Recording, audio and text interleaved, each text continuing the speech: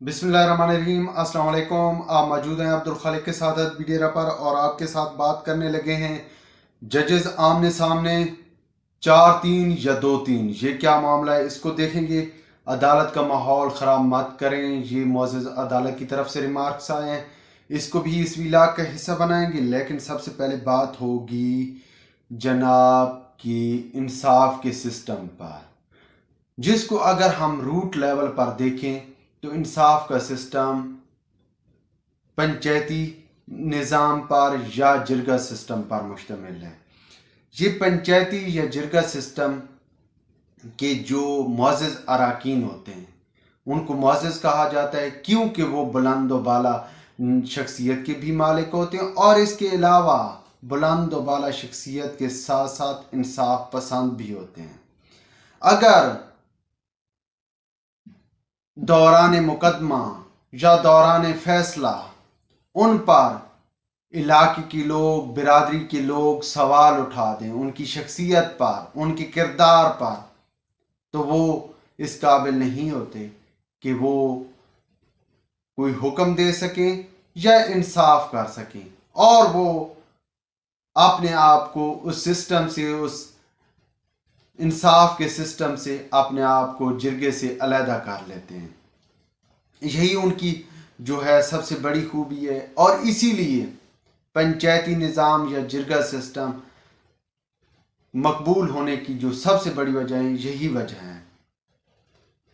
लेकिन 21वीं सदी में वतन अजीज़ में मामला ही कुछ और है। यहाँ बात हो रही है जनाब कि मुअज़्ज़ज़ जस्टिस साहबान की ऑडियो आ रही हैं।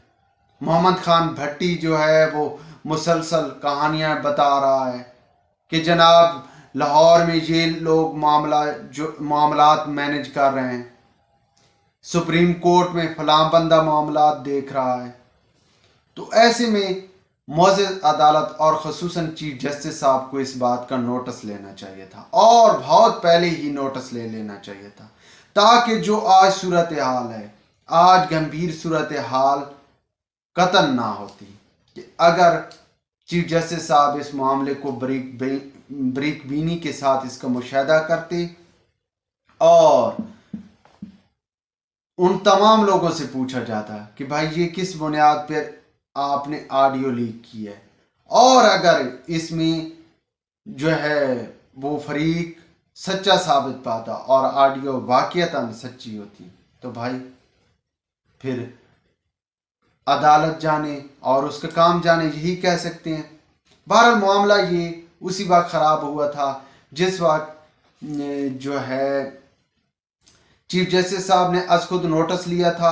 अज खुद नोटिस पर हुकूमत की तरफ से और मुख्तलिफ हलकों की तरफ से ये मुतालबा किया गया था कि फुल कोर्ट तश्कील दिया जाए, लेकिन फुल कोर्ट तश्कील नहीं दिया गया, 9 रुकनी बेंच तश्कील दिया गया, जिसमें 2 मुअज़्ज़ज़ जस्टिस साहबान ने सवाल उठा दिया था, इतराज़ उठा दिया था कि भाई ये तो अज खुद नोटिस बनता ही नहीं है।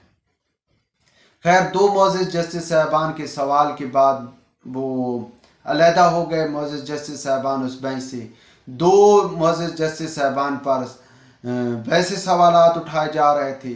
हुकूमत की तरफ से बार बार कहा जा रहा था कि ये जस्टिस साहबान हमारे फैसले में ना बैठे, वो भी अलहदा हो गए। 5 रुकनी बेंच ने फैसला दिया था, फैसला नहीं दिया था अभी तक, वो भाई अब हाम ही की सूरत हाल है। कोई उस मामले पर जो है समझ नहीं आ रही। उन जो फैसला देने वाले हैं 3 ने हुक्म दिया था इलेक्शन कमीशन को कि वो सदर को जो है ख़त लिखे या वो इलेक्शन की डेट अनाउंस करे, और इलेक्शन कमीशन ही का काम है इलेक्शन करवाना। तो भाई सदर को ख़त लिखा गया, सदर ने 30 अप्रैल को की जो डेट है वो अनाउंस कर दी थी। 30 अप्रैल की डेट आने के बाद इलेक्शन कमीशन ने मुतलका अदारों से जिससे पैसे लेने हैं कि भाई हमने इलेक्शन करवाने हैं, आप पैसे देंगे तो हम इलेक्शन करवाएंगे, सिक्योरिटी फोर्सेस से सिक्योरिटी मांग ली, तो उन तमाम अदारों ने भाई माजरत कर ली। खैर इलेक्शन कमीशन ने 8 अक्टूबर की डेट तय कर दी। अब 8 अक्टूबर की डेट तय होने के बाद दोबारा मामला भाई सुप्रीम कोर्ट में आ गया और यहाँ पर भाई जजेस आ गए आमने सामने। अभी जो है जस्टिस मंदोखैल साहब ने कहा कि ये सबसे पहले तो ये देखना है कि मामला क्या है। 4-3 का फैसला था। उन्होंने जो है वो इलेक्शन कमीशन के वकील से पूछा कि भाई आपको कौन होते हैं कि फैसले करने वाले, डेट देने वाले। तो उनके वकील ने कहा कि जी हमने जो फैसला था उसको समझने में गलती हो गई। और जस्टिस मंदोखैल ने वही मामला उठाया, कहा भाई फैसले पर कायम हूँ, तफसील देखने के लिए जजेस की कमेटी बनाई जाए। 4 जजेस का फैसला ऑर्डर ऑफ द कोर्ट है, ये जस्टिस मंदोखैल ने कहा। जो है मोअज़्ज़ज़ चीफ जस्टिस साहब को यानी कि उमर अता बंदयाल साहब को, और इस तरह जस्टिस मुनीब ने रिमार्क्स दिए, क्या अदारे मामनत करेंगे तो क्या इलेक्शन कमीशन इलेक्शन जो है वो कराएगा। ये जस्टिस मुनीब ने रिमार्क्स दिए। भाई मामला ये है कि सच तो ये है कि वहाँ अब कुछ समझ नहीं आ रहा, मामला बहुत बढ़ चुका है, बहुत आगे जा चुका है। और उस वक्त में जबकि पूरी दुनिया की नज़रें पाकिस्तान पर लगी हुई हैं, क्योंकि खुद इमरान खान साहब ने पूरी दुनिया को अपनी तरफ मुतवज्जो कर रखा है। इमरान खान के लोग जो हैं, शीरी मिजारी हो गया, कासिम सूरी हो गए, ये ख़त लिख रहे हैं आलमी इदारों को कि भाई देखिए हमारे साथ जुल्म हो रहा है, हमारे साथ ज़्यादती हो रही है। तो भाई वो तो देख रहे हैं कि ये क्या मामला आते हैं। आलमी बिरादरी अब खामोश तो नहीं बैठती, वो तो ऐसे मामलात की तलाश में होती हैं। तो आलमी बिरादरी के तमाम मंदोबीन की भी नज़रें सुप्रीम कोर्ट पे जमी हुई हैं कि भाई इलेक्शन का क्या फ़ैसला आने वाला है। जबकि सुप्रीम कोर्ट के मोअज़्ज़ज़ जस्टिस साहबान तो ये कह रहे हैं कि भाई अभी तक वो जो मामला था वो तो 4-3 का फैसला था, ये मामला अभी हल भी नहीं हुआ।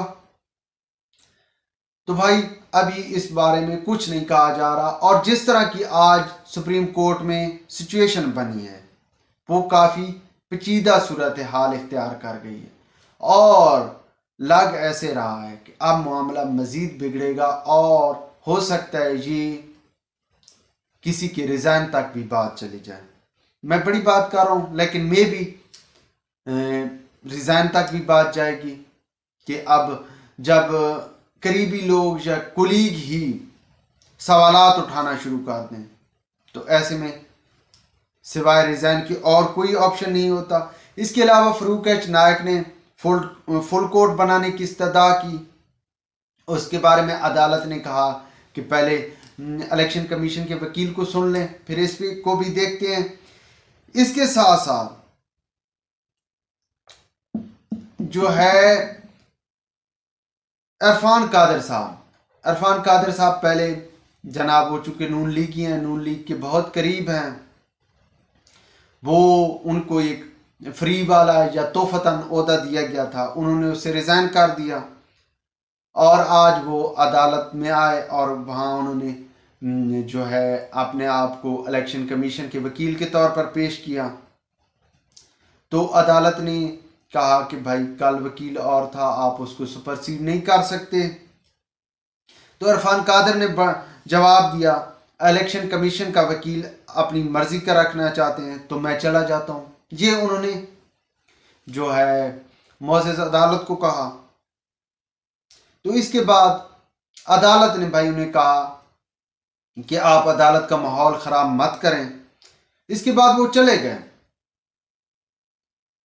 अब देखना तो ये चाहिए था कि या उन्हें रुकना चाहिए था, चलो वो बोलते नहीं तो वहाँ रुकते, चूँकि वो अपने आप को इलेक्शन कमीशन के वकील के तौर पर पेश कर रहे हैं। अगर अदालत ने ऐसे रिमार्क्स दे भी दिए हैं तो वो बैठते। और इसके साथ साथ अब भाई जिस तरह ये एक खिचड़ी सी बन चुकी है, इस खिचड़ी का वैध हल यही है कि ये मामला जाए सुप्रीम पार्लियामेंट में और पार्लियामेंट में इस पर हो तमाम अरकान पार्लियामेंट की बहस। سب سے پہلے تو یہ دیکھا جائے کہ بھائی ایک لاڈلے نے کیوں اسمبلی تحلیل کی، اس کی کیا منشا تھی، وہ کیوں پریشرائز کر رہا تھا اسمبلی تحلیل کرنے کے لیے، اور پھر اس نے تحلیل اسمبلی کر دی ہے۔ اب چونکہ پارلیمنٹ میں تحریک انصاف کے لوگ بھی آ چکے ہیں، تو مطلب یہ ہے کہ ساری جماعتوں کے لوگ پارلیمنٹ میں بیٹھے ہیں، تو اس معاملے کو پارلیمنٹ میں ہی دیکھنا چاہیے۔